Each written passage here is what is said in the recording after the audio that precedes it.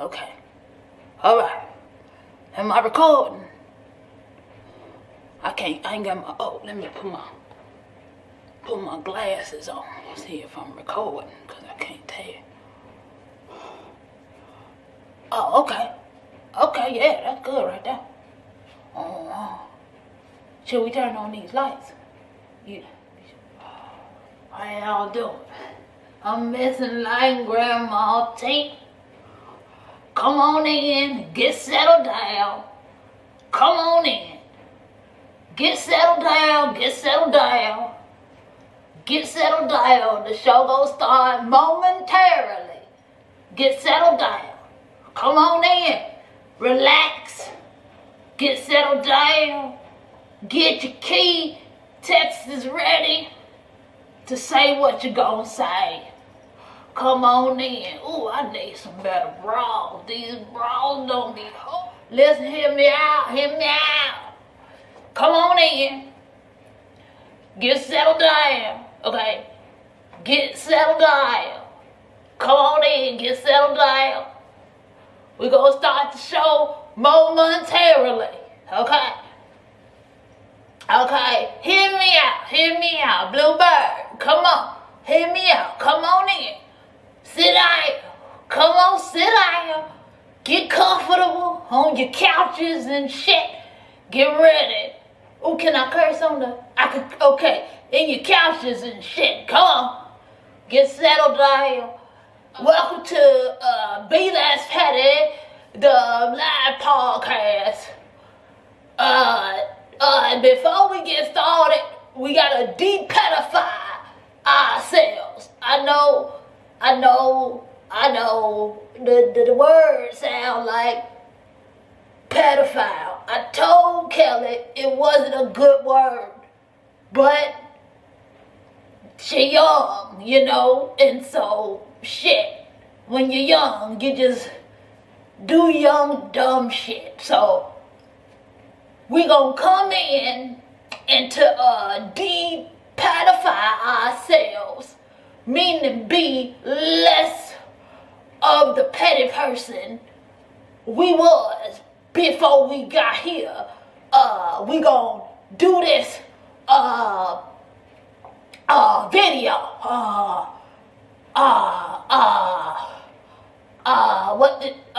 Okay. It's a relaxation video. Okay. So relax. We gonna play the video now, and you just get settled in and listen to the sounds of the video and breathe.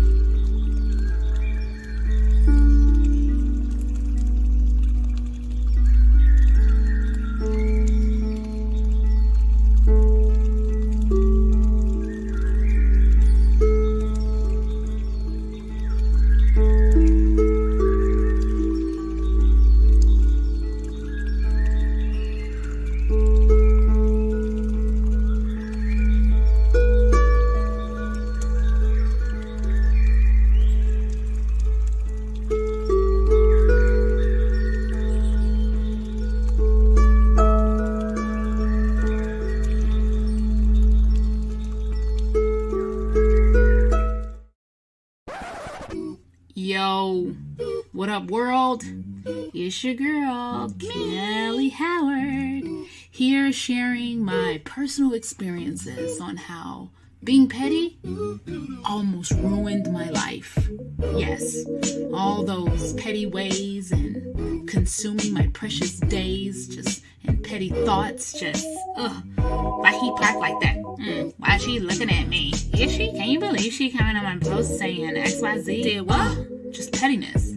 Just all consuming. And I know you want to be less petty too, don't you, girl? Well, check out these bars. Hey, be less petty with your time. Be less petty with your mind. Be less petty with your blame. All that petty shit is lame. Be less petty with your friends. Love first. Make amends. Be less petty with your life. Be less petty with your wife. Be less petty with your mom. Be less petty with your. Be less petty. Be less petty. Be less petty. Be less petty, baby. Body aches, migraines, chronic illness, anger, pain. All that comes from is being petty. I'm telling you now, you don't want to do it. Because that petty shit will have you in ruin. Dead. Social media, be less petty there. Because all them petty comments ain't going to get you nowhere. You don't even want to be petty. I feel it. You just doing it. Because it's socially acceptable. But don't nobody want it no more. We want to move on to a new time where we can love and spit these rhymes like what? I want to love everybody. But is that even possible with this petty behavior? I don't know why I started singing. It was just in me. How y'all doing? Welcome to episode 2 of Be Less Petty live comedy self-help podcast. I'm your girl, Kellye Howard. I am so thankful that all of you are here tonight. We have an amazing show for you. I am really, really excited to bring on my guest, not right now, but she will be here soon. We have Minerva Arias, yogi and spiritual healer, and she got some gems to drop, y'all. She had me on the call yesterday crying like, what? So I guarantee y'all will love her. This is going to be a really, really fun show. I do want to know, though, before I get into it, is my intro too long? Like the people that was here originally, I need some feedback on this intro because I love it. Like I can listen to this intro over and over and over again. In fact, I do because I edit it. But if it's too long, I don't want to be like bombarding people with the insane longness of my intro. So I would love to know y'all feedback. Let me know throughout the show what y'all think about the intro. But we're gonna get started. We're gonna bring in my guest co-host. I am really, really excited that we have this young lady on the show. I remember when she first started doing stand-up comedy, and now I am blown away at the success she has had in her career. She is a producer, a writer. She actually produces podcasts for iHeartMedia, the Black Effect Network. And she co-wrote and starred in an award-winning web series called Good Genes.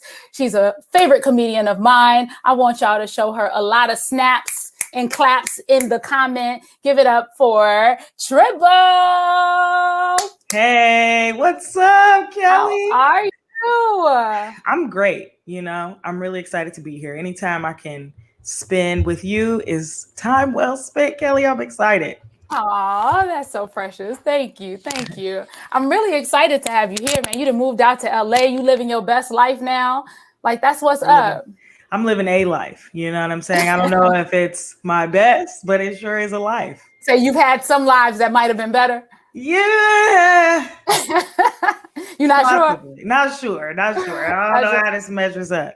I mean, well, if we're thinking about the past, and if you were of the same race, your other lives might have not been better. Now, listen. Okay. You are right about that. I don't know if we get to maneuver through races upon, through our lives, but that's a good question. That is a good question. I'm going to try to hold on to this memory in my next life so I can remember that I was Black and that I wondered this.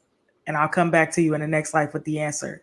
Yes. We gotta get get like pagers or something. You know what I'm saying?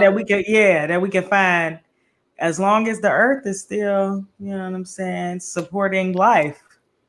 That is true. Or we might end up going through our next life and seeing our pager on display at a museum because an archaeologist found said pager. They done dug up my shit. Ain't nobody asking nothing. Hey, from Philly. Thanks for being in the building. We are excited to have you here. I can remember when I was Black. Is that right? Wendy from Chicago used to be Black. I know her personally right now, and she is not Black no more. So, but she used to be. So that's what's up. Damn, Wendy, what happened? You know what? You're like super chill, which I thought would be a great contrast to my very all the time hype personality. Which is weed. It's that weed, man. You smoke weed?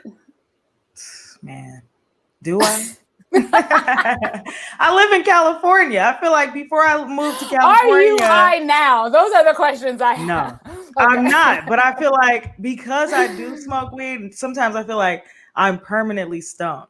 I feel like I came out of the womb stoned though, because ever since I was a kid, people would be like, "You're so nonchalant. What's wrong with you?"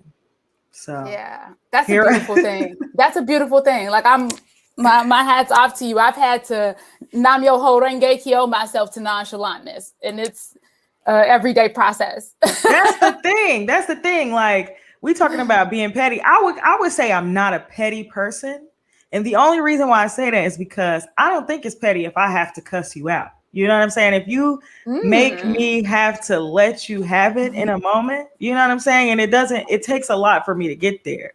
Okay. But, you know what I'm saying? I can definitely be the opposite of nonchalant, you know, in 0.02 seconds. So you have it in you. I have it in me, you know? Yeah. And you know what? And on the flip side, I have nonchalantness in me. Which is why I try to get there. Because see, I can let you know how I feel instantly all the time. Amen. There is no breaking point. So I've been working very, very hard on being less petty. So with that being said, you probably don't have a petty story or anything that you do. Well, what? Yeah. I was trying to think, you know what I'm saying? And I had a petty story that I decided not to share. You know what I'm saying? It's a little sensitive. But this week, I think I did something pretty petty. So this week, it was the 20th anniversary of Da Brat's video for What You Like, or the song What You Like. You remember that song? I do. Tyrese. And that was Da Brat's. Yeah, that was a jam. It was a hit. It was on 106 & Park #1, like weeks in a row. Loved it. But that was when Da Brat, you know, she had made a comeback and she switched up her swag. You know, back in the 90s, she was, you know, on her very stud swag, which I was like, cool. You know, my sister, who is also masculine of center, kind of looked like Da Brat, so she started to like dress up like Da Brat and was like, yes, like I love this. But then Da Brat came out with this What You Like video and she was all sexy, which is cool, you know, because gender is a construct. That was a little weird though. It was a little weird for her. It was awkward. You could tell she was, you know what I'm saying, stiff with it, you know, and she was still doing her and her sexy gear. She definitely was. And her titties was about to pop out. But so this week was the 20th anniversary of that song and that video, and she posted about it. And I, being petty, I posted underneath and I said, yes, I remember when you tried to fool us, but the dykes was still on your trail. We still do, girl. You wasn't fooling no damn body. And now, thankfully and beautifully, Da Brat is married, you know, to a woman. She came out the closet, which I appreciate. Queen Latifah, we still waiting on you. She came out the closet. I thought Queen Latifah had a wife. You know, I think maybe it's me. Maybe I'm missing the news and I want it to be a big to-do, you know, but I don't think that she's married. I think the last thing I heard was she was dating this like celebrity trainer, but then they broke up and I heard that she's dating somebody else. So it's all like rumors and I don't know, but does it have to be an announcement? Does it have to be? Struggle with that. Yeah, do I have to let you know that I've decided to officially date women? And I do struggle with that. I don't know. But I think as a Black lesbian, I have been so just elated to watch Niecy Nash come into her, or just like have this relationship with a woman and be married and be happy and be open about it. And just being who she is. And so I think that just kind of put it into perspective that no, Queen Latifah doesn't have to come out. Of course not. It would be nice though, because she is a powerhouse Black woman. We've looked at, everybody loves Queen Latifah. Everybody. And so I think that, you know, her story may change the narrative, you know, when it comes to representation, that like all lesbians aren't and lesbians can do, you know what I'm saying? Like, she's had such a dynamic career and played so many different roles, including lesbians and including hetero folks. So I just think that it would be great for her to announce it for you. Yes, for me personally. Like, got it. Give me a sign. You know. Well, I'm gonna let you ride with that that petty story. All right. I'm gonna let you have that one. Though that was a teensy weensy petty thing. It was. We like them big baboon petties on Be Less Petty. I think we would have preferred the first story that you decided to go against. I think that's the one we wanted, but it's all good. We are limited on time tonight, so I'm not gonna press you. I had a mad petty moment too this week. Mine was, you know, my idea of pettiness, when I think of pettiness, small, menial, pointless. So it's all around being less petty with our time, our space, and our energy, right? How do we allow ourselves to be less petty with that, which is the most valuable things that we have, or the most valuable stuff that we have, to me, is your time, your space, and your energy. Amen. And so I was a little... You said what? She get ready to preach. Amen. Well, I am a reverend. I did do a wedding. I did that, Reverend Jew. But that was just because I was able to get a certificate online and it's valid. No classes required. But so I had a moment, and I'm going to say this, and then I'm going to bring in our guest, because my guest is the one who kind of helped me morph through this moment, this petty moment that I was having. And what made it petty is I gave it way too much time than it deserved. Okay. So I started out Monday, great day, went to the trainer, boom, boom, killing it. No, I didn't go to the trainer, but I had a great day. Tuesday, I was on hold waiting for a potential role, a recurring role that I may have gotten. And Tuesday, I got the text message on my way into the trainer that I didn't get the role. And it kind of just like really like, put me in a mood. You know how that be, right? When you're expecting something. And I was like 1,000,000,000% sure that I had it. And so I went into this trainer. I pumped it out real hard. I like was using that as my catalyst to even get through the session. Like, I'm gonna be all right. I'm gonna be all right. You know what I'm saying? And then I left and like, you know, put it on IG, and it was still in my head. And what was happening is I was being petty with my energy. I was denying myself the right to feel disappointed about this. I was literally trying to avoid that, trying like, let me pump it out. Let me do this. Let me do that. Let me not feel sad about this thing that I've been working my ass off for 20 plus years. I went to Columbia when I was 20, you know what I mean? For acting. It's like, and it was hard. And so the next day I had a consultation with our guest that I will be bringing on right now, this amazing spiritual healer, Minerva. And we were talking, and she just broke me open. She didn't even try. We just started. It was like the beginning. She was like, how was your day? How are you? How you feeling? And I was like, my day. I just like broke. And she was like, it's okay. It's okay. Let this happen. And I just didn't want to, I was still even in the midst of like on the phone. I was just like, I'm not crying. It's real foggy in my office. You can't see it because we on Zoom, but I'm telling you, like I was trying to not let this moment happen. And she opened me up and allowed me to be okay with that, which I really, really loved about our conversation. That's my biggest takeaway so far from our conversation, was just allowing me. She was holding space for me. Yes. And that is a beautiful thing that we don't do for each other. We want to fix people. Yeah. We want to tell them that this is why it's not okay to feel this way. And, you know, we don't hold space. And she held space for me. And so I was being petty by allowing these days to literally build on top of one another without just letting myself feel what I was feeling and just feel it. If I would have felt it the first day, I probably wouldn't have even had the second and the third day. Right. You know what I mean? Get Right. caught up in this zone of should I feel this way? Shouldn't I feel this way? If I just would have felt that way, it would have passed like every other emotion.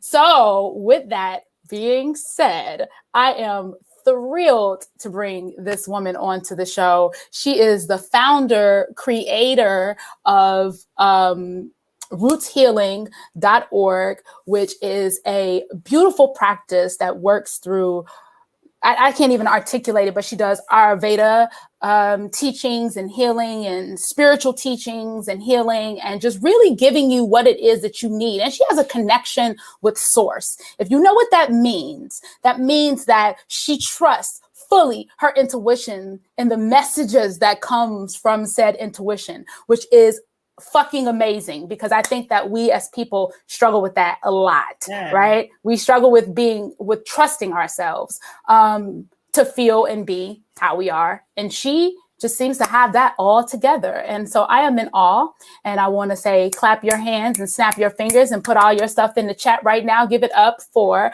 Minerva Arias. Hi. Yay. Hi. Hey. How are you? Hi, y'all. I'm good. How are y'all? We're good. Right. I'm so happy you are here with us. Like, you have just been my little shining light for the last couple weeks. Thank you. Yes, I love it. So, first of all, welcome to the show. Did I do a good job at introing you, or is there some things that I kind of? Okay, because she had a list, y'all. Like, she PhD student, writer, I was like, okay, I gotta try to break this down. Does it all. Does it? All the accolades. Does it all. They're all whatever. Whatever. Their titles, their names, it doesn't really matter. I mean, it does, right? You know? Yeah. At the end of the day, it's like what matters is our exchange, right? Mm-hmm. Like I could have all the alphabet soup, as one of my friends says. I could have all the alphabets, right, in behind my name. But if I'm a shitty ass person, all you're gonna remember is that I'm a shitty ass person, right? Or a petty person, right? Rather than like, oh, she's all the letters. So yes, it's all good. I'm here. Amen. I'm excited. That's it. So you've basically, I don't want to say you've healed yourself, if that's essentially what you've done, but you've used yoga and Ayurveda and these tools to come to this place where you are, where you're like, it doesn't matter about the titles. None of this shit really matters. Yeah. You've used that to get here. Yeah. I mean, I'm not healed.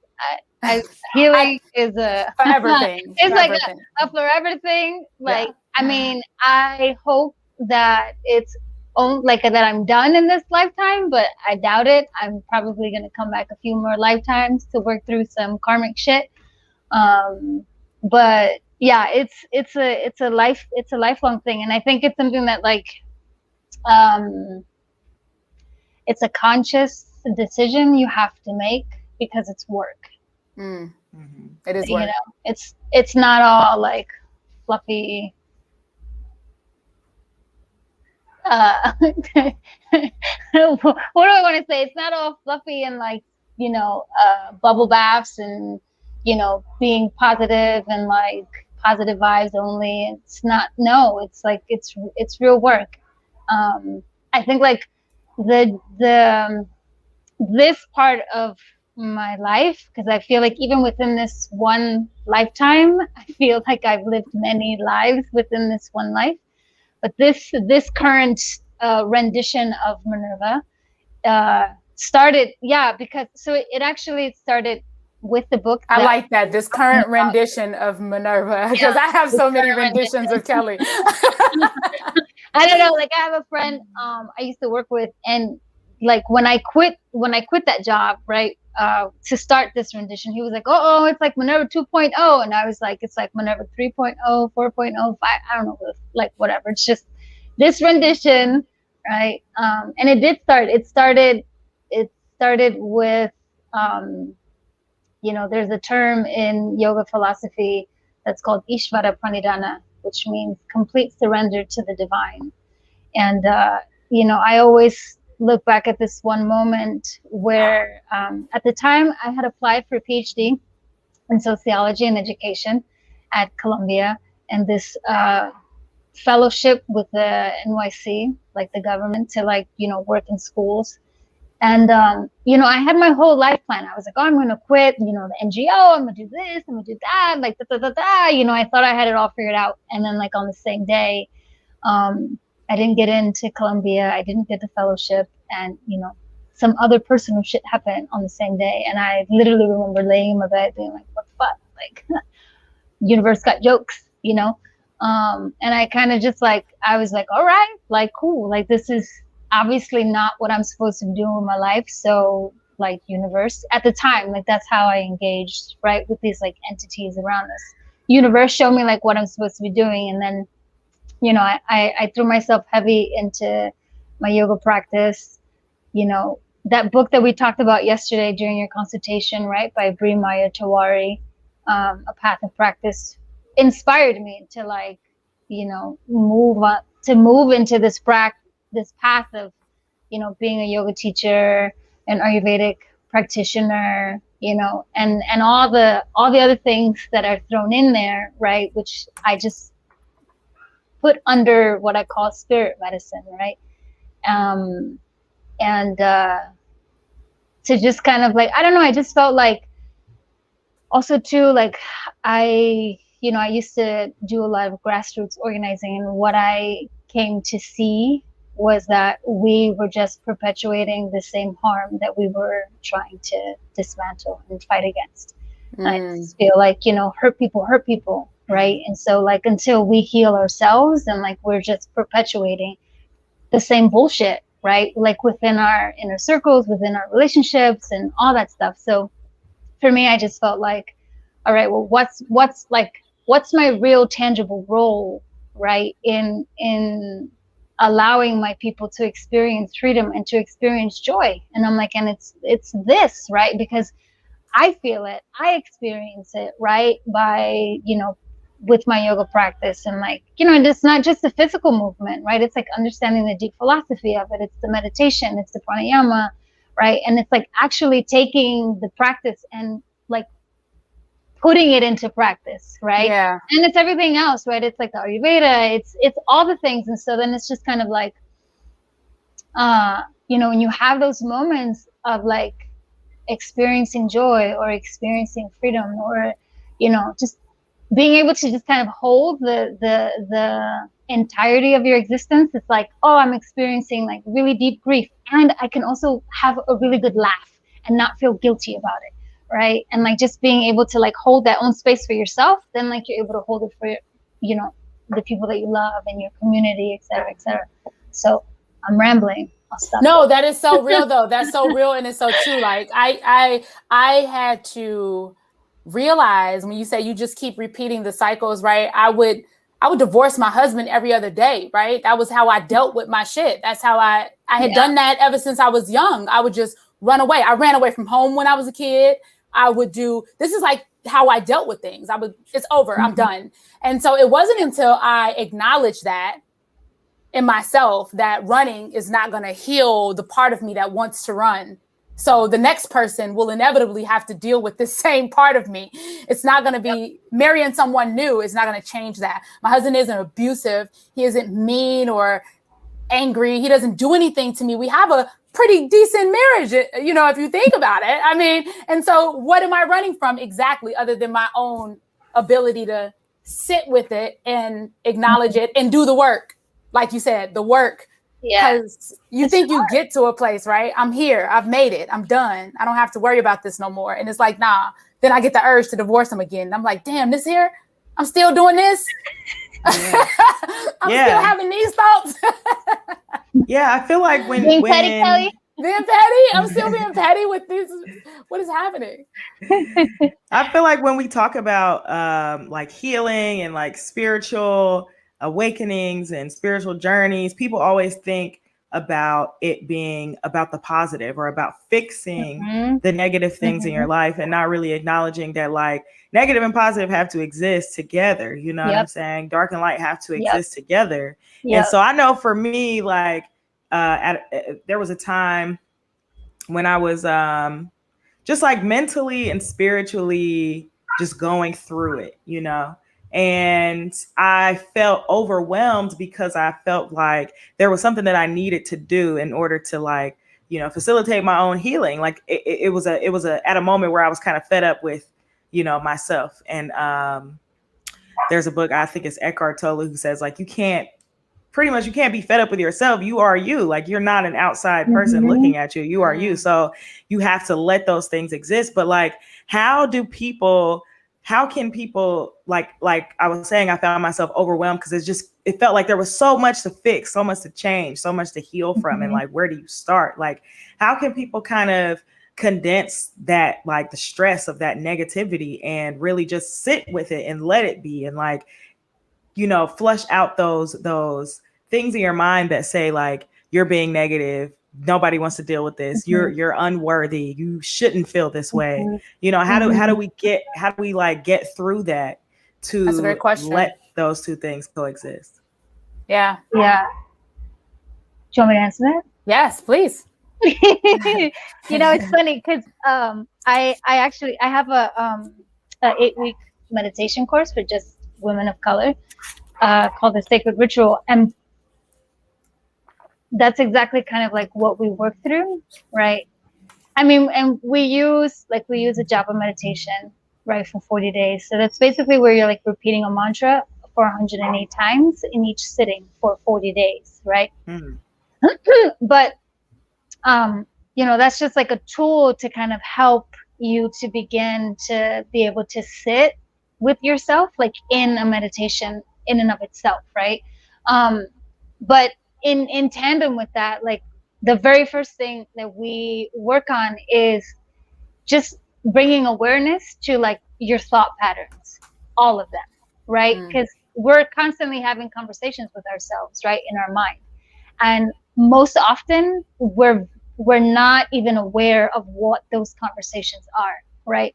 And like the most important relationship you have is with yourself, right? And like the way that you speak to yourself, it, like, matters more than anything else, right? And so it's like you said, like if you're constantly in your head saying like, I'm not worthy, and it might not even be that those are exactly the words that you're saying, right? But like if you follow the trail of the thought, like that's the root of the thought, I'm not worthy, right? And so then it just becomes, without even realizing it, that in and of itself is a mantra that you're repeating to yourself.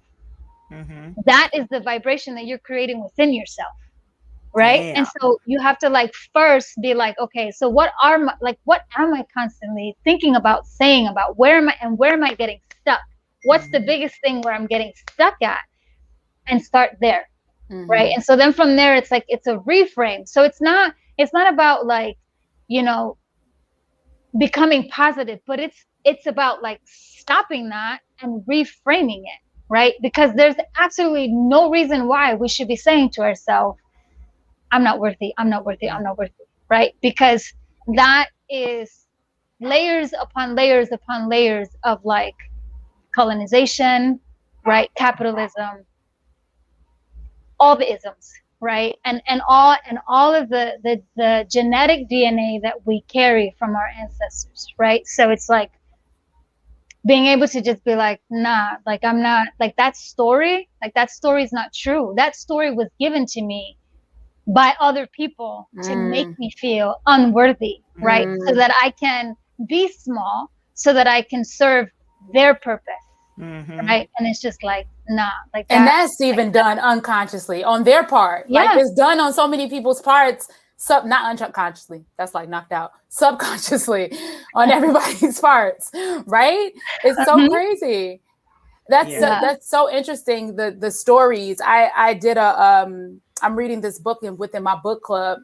I don't know the title. It's like Let It Go or something like that. But it talks about writing down your stories, the stories you tell. And I opened a notepad and I started writing down these stories. And it's so interesting because a few of the stories I wrote down was, one, I'm too old to get the roles that I desire. I'm too old to be taken seriously as an actress. Like, because we have it impressioned in our mind that, you know, you get that break when you're young, when you're in your 20s. And once you hit I'm damn near 40 now. So it's like, in my mind, I've missed that boat, you know? And that thought, whether said or not, is subconsciously feeding how I look at everything else in my career, how I look at everything I do as an actress.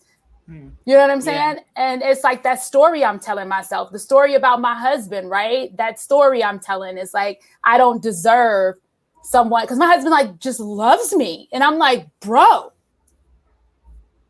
you know what I mean? Like, where's the disrespect? Be nice. Where's the disrespect? You know what I'm saying? Like, where's the go do something I'm gonna be mad about? You know what I mean? But it's like, but it's because I'm not accepting that I'm worthy. Yeah, I never thought about it as your self-talk, whether it be positive or negative. I never thought of that being a mantra. Now that really put a lot into perspective for me, because I always hear about the power of meditation. You go to therapy, they tell you to meditate. You know, you go to your self-care blog, they tell you to meditate. That's what everybody says. But like, I cannot make time to do it. My brain is like, everything is urgent. Everything is urgent. And this meditation, I don't have time to be still at this moment. And so, but now that you said, like, what you say to yourself is a mantra, I'm like, damn, I could really be healing right now. You know what I'm saying? Instead of being in my head and having the thoughts that I do and being in turmoil over it. It's a great point. That's so interesting. Yeah. You say time. My husband is one of those people. I don't have time. He's such a I don't have timer. And I'm like, you'll never have it. You'll never, ever. It doesn't matter if we live in a van and go stay in Colorado. You still won't have the time you think you're going to have, because you have repeated that mantra of I don't have time. And it's just like, for me, one thing I have made a permanent no deals. Like, I have time to sit, even if it's just for 5 minutes, to follow my breath for 5 minutes. I have time for that because I know that everyone else is safe around me because I've done that. If I don't do that, you know what I mean? The parts of me that are very habitual and very reactive will have a head start on the parts of me that is like aware and more in tune. You know what I mean?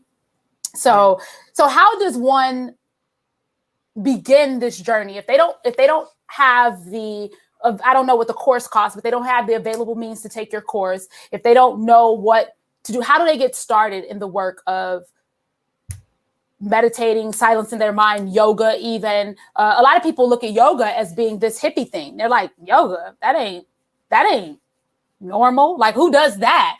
But it's a beautiful practice that me and my husband both love. And it's like, how does the closed-minded person find their way into that open door? Minerva. Man. Well, I mean, if you're closed-minded, I can't help you there. Right? Like, you gotta be open, because if not, then nothing's gonna change, right? Well, how do you combat the thought of closed-mindedness? If a person thinks they're a closed-minded person, let's start there then. How do we reframe, as you said, that thought for them to be more? Because I was closed-minded when I met my husband, when I was across the table from him eating sushi and I'm looking at him slap up that raw fish and I'm like, bro, that's the nastiest shit I've ever seen in my life. Like, this is disgusting. And I was so not okay with it. And now I love sashimi. Like, I'd be like, licking the raw fish. I love it. It's the best thing ever. So, like, how do you get that thought reframed? Like, just being close. I mean, okay, we're gonna act like we in the course, right? So I'm not gonna tell you how to reframe that thought. So if that is a perpetual conversation that you're having with yourself, if that is your mantra, right? I'm closed off, I'm closed-minded, however you want to phrase it. How would you rephrase that? into an affirmative statement? I'm open-minded. And then that's just what you repeat. I'm open-minded.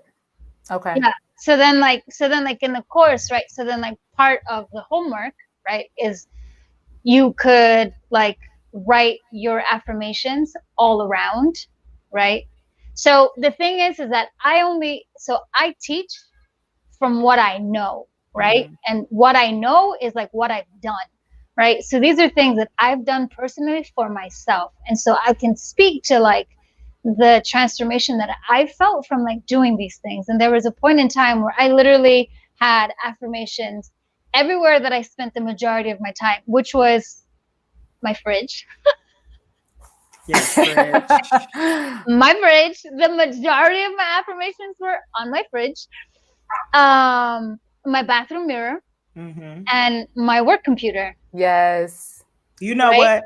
I just want to, sorry to interject, but you get you a dry erase marker. You can write right on that bathroom mirror. Yes. You don't have to waste no paper or nothing, girl. Yes. Okay, I like that. I mean, I have a whiteboard behind my laptop right now, with my mantra for the month. My literal entire wallpaper is affirmations. Oh, yes. The whole wallpaper is affirmations. I need to come in there. It's all over. It's all around me because I was like, this is what I need to see. I need to say, yes, you can. Dream it. Do it. Mindset. Hey, okay, cool. This is what I'm looking at every day. When I went through me and my husband went through a moment of infidelity, and I was so angry and so bitter, and I had moved out and I was just so mad. And I realized that being mad was not healing. Even if I didn't want to be with him, it wasn't helping me as a person. Like I felt so tense all the time because I was so angry about this thing that I had no control over. And so I wrote on everything: my microwave, my stove, my refrigerator, the bathroom, and erasable chalk marker, forgiveness. I wrote it everywhere. I wrote it all over my walls. I wrote it forgiveness. So every time I walked in my apartment, that's all I saw. Because I was like, this is what needs to happen. So if we go back to just refraining the mantra. So would you say if a person is thinking a thought that is limiting them, right? I am closed-minded, or I am unlovable, or I can't forgive. Should they just flip that ideally to what it is they want out of that situation, or what they can do? I mean, you need to do what's best for you, right? But the intention is to just reframe, right, that negative, unhelpful, right, thought pattern into something that's affirming, right? So affirming. So, you know, a very common one, right, is like, I'm unlovable, right? And so you can reframe it to say like, I am lovable, right? Or for me, I prefer for people to kind of tap into like their own creativity and like their own intuition, their own spirit guides, and like really like, again, going back to the root of like, where does this thought come from of being unlovable, right? And so it might just be like, I am love, right? Or just like, you know, I'm worthy, I don't know. So and my ancestors' wildest dreams, right? It's like whatever, because our journeys are our own, right? So even though I'm like a firm believer, right, that like that our healing needs to be done in community, right? But it's still an individual, like it's still an internal process, right? Let me remove individual. It's an internal process that should be done in community, right? Because part of decolonizing our mind and our psyche, right? And removing the ways in which capitalism, right? And, you know, and just all the systems, right, have gotten us to the point that we've gotten to, is to understand the value of community, right? And understanding the value of like, what does that mean, right? And like, when we are doing the work of like healing ourselves, of repairing ourselves, of repairing the DNA that we carry, right? That it's done in community, because we aren't, the things that we're suffering from, like, it's not like there's this idea of like, oh, it's only me, like, oh, you know, I'm the only one that like feels this way. And it's like, no, bitch, you're not. Like, so does like That's everybody real. else. Like, we're all going through this shit, right? Yeah. So it's like, you know, if like I have my group of folks, right, and like maybe today I have capacity to hold space for someone else, you know, in my group, you know, my kin folks who like is falling apart, and then the day that I'm falling apart, right, somebody else will have space and capacity to hold space for me. I'm not in this alone, right? We're not in this alone, right? So that's what I'm saying, like, it's so important to like, you know, when you're doing the reframing, when you're doing this work of like, you know, slowly starting to like recognize and understand like your common thought patterns, that when you're setting the mantra for your reframe, that it is personal, right? Because I can't tell you what you need to tell yourself. Yeah. You need to tell you what you need to tell yourself, right? Yeah. For me, it helps to focus on what is present. You know, if I have those times where I feel like I'm unlovable, then I have to think, what is present? Like, I am loved. What is present with me is like, you know, my parents are still here. I have friends who care about me. I have, you know, myself. I have my home. You know what I'm saying? This is what is present with me, and I don't have to focus on, you know, what is not present. You know, and even there's a quote. I don't know what it is, because, you know, I read something once and then I just never revisit it. But it's like it's a quote from like some kind of yoga people or some Buddha people, the Zen people of the world. Somebody said, holding on to anger is like, you know, trying to throw a hot coal at somebody, thinking it's only going to burn them. You know, you have a hot coal in your hand, it's burning you. So like holding on to anger is like burning yourself. And it helps me to understand that, you know, if I have a moment where I feel angry about something, yes, I am angry about that. Yes, that emotion is valid, but me holding on to it and letting it control or letting it dictate how I feel right now in this moment, when that situation is not present with me, what is present is the harm I'm doing to myself, or the result that I'm, you know, inflicting upon myself by holding on to something that is not serving me, you know. That is so profound. And it's what I think a lot of us do. We re-traumatize ourselves over and over and over and over and over again by thinking about that thing that happened that we wish. And then we even create ideas of how we could have did it differently. But it's still trauma, because we're not doing it differently, because it's in the past. It's no longer here. Man, we are, you know what? I'm so we got cut a little short tonight for our show. And I really want to talk to you about like that intuitive knowing, that speaking to spirit guides and stuff like that before we get out of here. I want to do a Q&A for like 3 minutes. But before we do that, how do you tap into that? How do you know? Like, I don't know if that's the question. Can we do another show? I know. It's such a short. There's so many questions. I got a few questions. I have a whole list of questions here. Death and dying and honoring ancestry leads to true healing and all of this. Unanimated redundancy. Oh my God. I was on her website taking notes like a student. Okay. Yeah. I mean, so I think to try to answer that as succinctly as possible, I think that in order to begin to trust our intuition and to trust the voices of our ancestors and our spirit guides, that we need to first learn to trust our own inner voice, right? So that's why the work of understanding your own inner environment, right? Understanding like what is happening on the inside is so, so, so important, right? And that's why like I like highly recommend, like, if you're going to start a meditation practice, right, that you also have like some other things happening, right, outside of when you're seated, right, of like helping you to like understand how to take control of your mind, right, instead of our mind controlling us, right? Because we won't be able to be, in order to even listen, right, in order to even listen to the voices, it has to be quiet. Mm-hmm.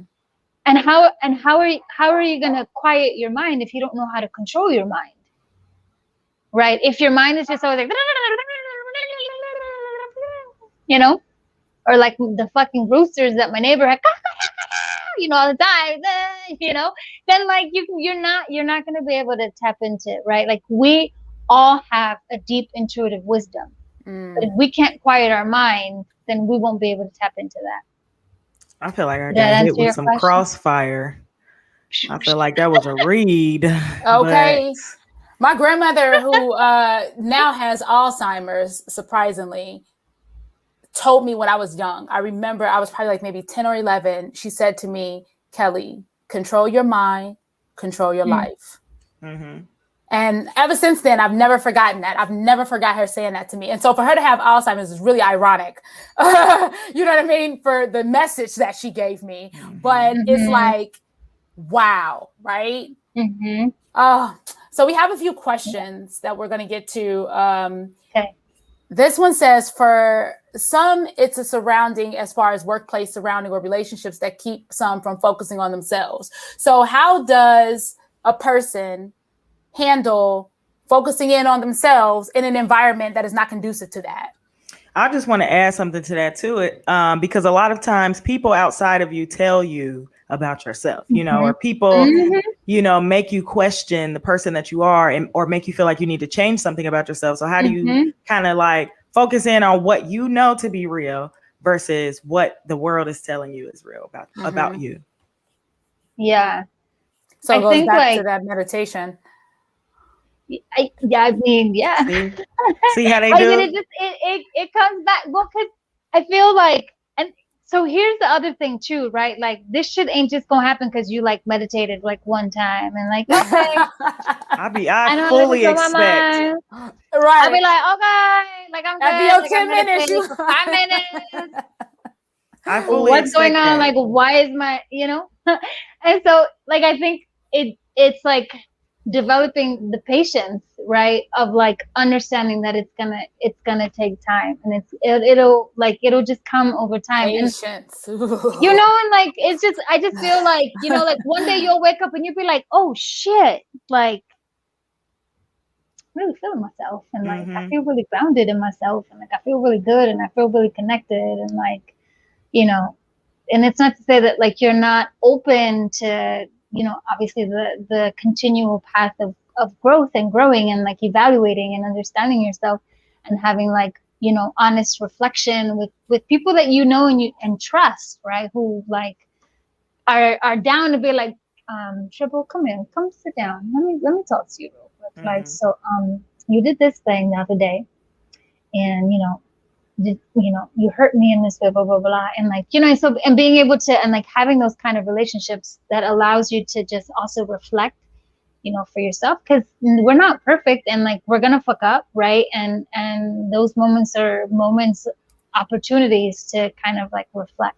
But I think like at the end of the day, it just comes down to, you know, having the practices. And I think like, in terms of, you know, if it's like you're working your work or like your relationships and you feel like you don't have time, like, you know, it's like I always say, like, or even you said it, Kellye, right? Like you have 5 minutes, right? Like you have 5 minutes somewhere, right? Like you have that, right? Whether it's like maybe, you know, you're at work and you go to the bathroom and you just sit in the bathroom for 5 minutes, right? Or, you know, because I know sometimes if you're at home and you have like children or family, whatever, you know, that bathroom time is not sacred either.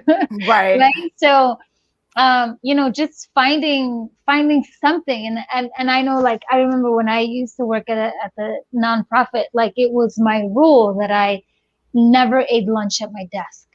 Mm-hmm. Right. And like, eventually that's like why my boss, I mean, that and many other things is why like my boss didn't like me, because I held my boundaries at work. And I'd be like, no, bitch, like he couldn't tell me otherwise, because I was like, this is my sacred time for myself, for me to connect with my food. So like, I'm not gonna sit and eat at my desk. Like, I need to go outside, I need to do this or whatever. So Yeah. I feel like, boundaries are key.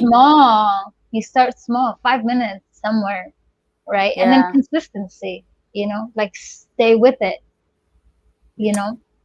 Yeah, those are some good gems, guys. Those are all some good gems. We are down to our last literal couple minutes here with Minerva and Tribble. I'm like this now. I'm just now how the meat of the conversation just start rolling. That's where we at. We just getting to the meat, and there's so much to dig out. But I am so thankful that you joined me. Today we are all perfectly. Let me see. Do we have a question here? I don't think so. I'm gonna sign up for that workshop. Yeah, baby, she needs to meditate. I did her Ayurveda consultation. I haven't gotten all my information back yet, but just the conversation and the time we had together was so special and so intimate. And she held space for me. She allowed me to be free and say things and be doubtful, be insecure, but be confident in 1 minute. And she allowed me that flexibility, that duality, right? Last week's word of the week. We forgot to do this week's word of the week. Okay, anyways. But she allowed me that duality, you know what I'm saying? And it's magical when you can find people like that. And on another note, before we get out of here, of what she said about that tribe, your people, sometimes when we first start on this journey, you don't have that. You don't have those people. You're like, I'm out here meditating. I'm out here Nam Yoho Renge Kyoin. I'm out here doing all this stuff. And I'm around people that just don't get it. And I'm running into bricks left and right. But what is happening is you're breaking down those walls in yourself to even allow those people that are like-minded in that way to come and fill that space. And it's been beautiful because I've been meditating for 10 years now, and I'm just now starting to see the fruits of my labor.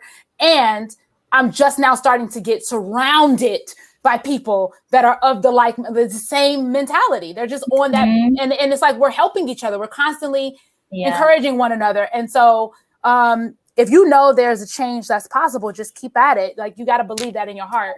So please, Minerva, tell them where to find you. Anything you want to share. You can find me on the gram. It's roots.healing. And then, the website is rootshealing.org. Just come hang out with me on the gram. That's kind of all I can handle. I mean, I got a TikTok, but that's only just so I could watch like funny baby videos and stuff. I don't even know how to make a TikTok. I tried the other day. And I was like, it's hard. I'm about to be 40. 30 plus, like, girl. You gotta take a class. I'm just like, I can't do this. I just watch the TikTok. I don't do the TikTok. Yeah, I don't either. I deleted it when I thought that they could get all our information. They was downloading all our information in another state or country. I was like, I'm deleting this shit. Mine. Take my information, steal my identity, and pay my student loans, girl. That's all you got. Yes, I'm with that. Thank you, Tribble, for being my co-host. If you guys could give her a clap, round of applause. Thank you for having me. Tonight, everybody that's been in the chat, first of all, thank you for being here with us tonight. We have to end a little early tonight because there's another show, but we're going to get this situated where this won't happen. We will have an 1.5 to 2 hour show for you to get all the information you need out of these guests because they are amazing. And next week, not next week, but on the 29th, we will have Alex Garcia. She is a therapist at Path Light Mood and Anxiety Center, and we're going to be talking a lot about that mental health stuff, that stuff that we love to avoid. So make sure you all tune in for the February, Jesus Christ, where am I? The April 29th show. Thank you so much. I love you all. Thanks for tuning in. Thank you. And we will see you next time. Thank you. Good night, y'all. Good night, y'all. Bye.